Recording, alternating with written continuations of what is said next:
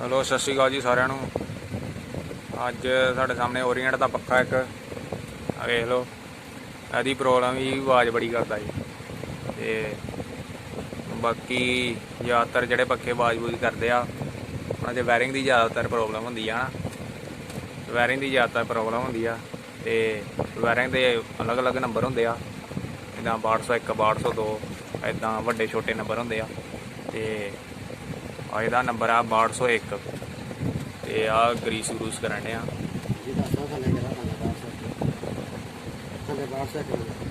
ਹਾਂ ਥੱਲੇ 6201 ਪੈਣਾ। ਤੇ ਆ ਜਿਹੜੇ ਪੱਖੇ ਹੁੰਦੇ ਛੱਤ ਵਾਲੇ ਆਂਦੇ ਜਿਹੜੇ ਸੈਲ ਸੁਲ ਹੁੰਦੇ ਆ ਉਹ 3.25 ਦੇ ਪੈਂਦੇ ਜ਼ਿਆਦਾਤਰ ਹੈ ਨਾ। ਤੇ ਉੱਦਾਂ ਕੰਪਨੀ ਵੱਲੋਂ ਜਿਹੜੇ ਲੱਗੇ ਹੁੰਦੇ ਆ ਉਹ 2.25 ਦੇ ਲੱਗੇ ਹੁੰਦੇ ਜ਼ਿਆਦਾतर। ਆ ਵੇਖ ਲਓ ओरिएंट ਦਾ ਪੱਖਾ ਉੱਪਰ ਲਿਖਿਆ 2.25 2.25 ਦੇ ਸੈੱਲ ਲੱਗੇ। ਉੱਦਾਂ 3.25 ਦਾ ਵੀ ਲੱਗ ਜਾਂਦਾ ਤੇ 2.5 ਦਾ ਵੀ ਲੱਗ ਜਾਂਦਾ। ਲੈ ਵੀ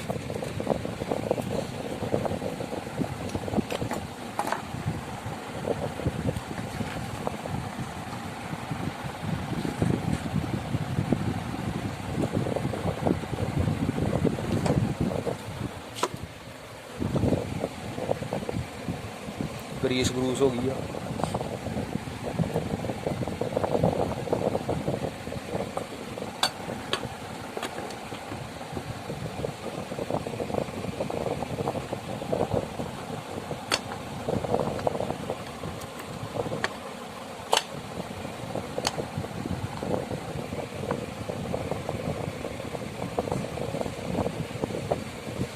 अगला ठीक है,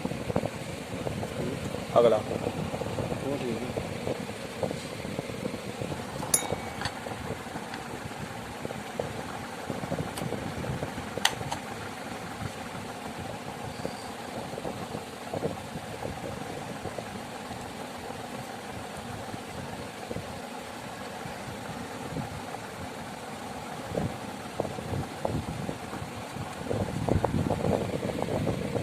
ओरिएंट का पक्खा।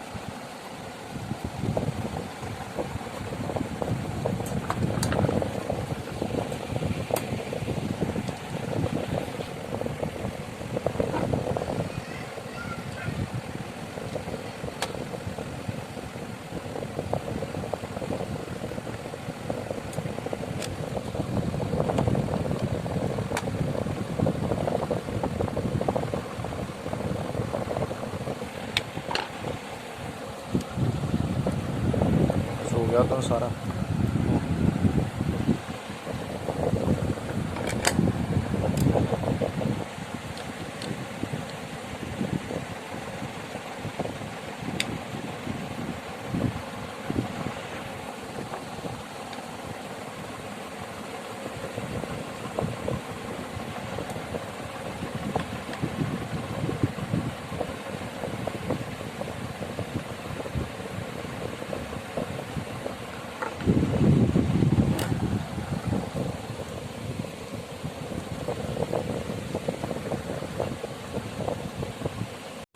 ਇਹ ਵਾਇਰਿੰਗ ਆਪਾਂ ਖੋਲਿਆ ਸੀ ਜੇ ਨਾ, ਇਹਨੂੰ ਕਹਿੰਦੇ ਪੁੱਲਰ।